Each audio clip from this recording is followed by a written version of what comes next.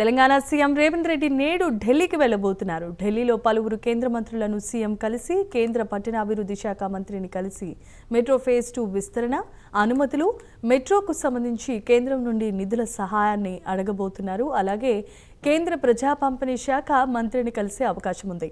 Kaleshwaram project విద్యుత్ కొనుగోలు అక్రమాలు, అవినీతిపై సిబిఐ ఎంక్వైరీ చేయాలని సిబిఐ డైరెక్టరేట్ను సీఎం రేవంత్తో పాటు డిప్యూటీ సీఎం భట్టి మంత్రులు కలవనున్నారు. ఇక కేరళంలో కాంగ్రెస్ అధికారంలోకి రావడంతో హైకమాండ్ పెద్దలను కలిసి సీఎం రేవంత్ అభినందనలు తెలియజేస్తారు. అలాగే రాష్ట్రంలో ప్రస్తుత రాజకీయ పరిణామాలపై హైకమాండ్ పెద్దలతో సీఎం రేవంత్ మాట్లాడనున్నారు.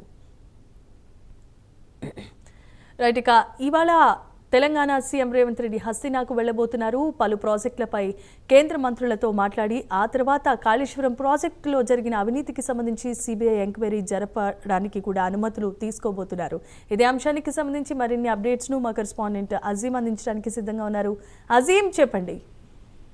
మరి కాసేపట్లో తెలంగాణ సీఎం రేవంత్ రెడ్డి ఢిల్లీకి వెళ్ళబోతున్నారు. ఈ ఢిల్లీ పర్యటన చాలా కీలకమైనటువంటి పర్యటనగా కూడా మనం చెప్పుకోవచ్చు. ముందు నుంచి కూడా ఏదైతే కాళేశ్వరం ప్రాజెక్టు సంబంధించిన అంశంపై కాంగ్రెస్ పార్టీ బీఆర్ఎస్ చేసినటువంటి అవినీతి అక్రమాలపై అనేక సందర్భాల్లో మాట్లాడుతూ వచ్చింది. దానిపై కాళేశ్వరం కమిషన్ వేసి ఏదైతే ఒక ఫుల్ రిపోర్ట్ ని కూడా సిద్ధం చేసింది. సో ఈ నేపథ్యంలో కాళేశ్వరం కమిషన్ సంబంధించి ఎన్డీఎస్ఏ, విజిలెన్స్ ఇలాంటి ఎన్నో ఏదైతే రిపోర్ట్స్ కూడా ఉన్నాయి. సో అన్ని రిపోర్ట్స్ ఆధారంగా ఇది రాష్ట్ర పరిధిలో కాదు, కేంద్ర ప్రభుత్వం పరిధిలో కూడా కొన్ని అనుమతులు, నిధులు అన్ని ఇచ్చారు. కాబట్టి ఈ అంశాన్ని రాష్ట్ర ప్రభుత్వం కాకుండా ఏదైతే సెంట్రల్ సిబిఐతో ఏదైతే ఎంక్వైరీ చేయించాలని చెప్పి కూడా ఏదైతే గత 8 నెలల క్రితమే కాంగ్రెస్ ప్రభుత్వం ఏదైతే సిబిఐకి లేఖ కూడా రాసింది. సో ఈ నేపథ్యంలో ఇప్పటివరకు సిబిఐ నుంచి ఎక్కడా కూడా ఏదైతే దానికి సంబంధించిన రిప్లై కూడా లేదు, ఎలాంటి ప్రాసెస్ కూడా ముందుకు సాగింది. సో ఈ నేపథ్యంలో ఈరోజు బీజేపీ, బీఆర్ఎస్ ని ఇరికించాలని చెప్పి కూడా కాంగ్రెస్ పార్టీ ఏదైతే రెండు పార్టీలు కూడా టార్గెట్ చేసి చెప్తారు. సో ఈ నేపథ్యంలోనే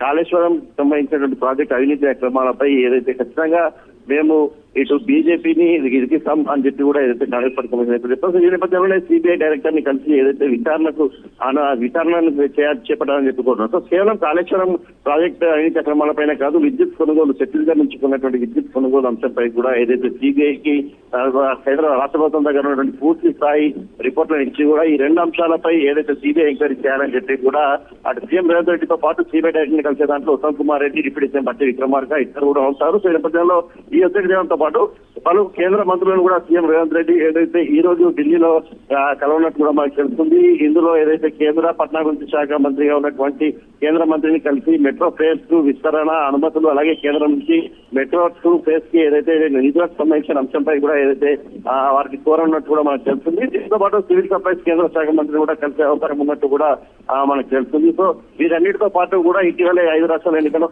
కేరళంలో కాంగ్రెస్ పార్టీ ప్రభుత్వం స్థాపించింది. సో ఈ నేపథ్యంలో అక్కడ వారిని కలిసి కూడా కేంద్ర హైకమాండ్ నాయకులను కలిసి కూడా అభినందనలు తెలిపి వారితో రాష్ట్ర రాజకీయాలపై కూడా చర్చించే అవకాశాలు కూడా మనకు కనిపిస్తున్నాయి.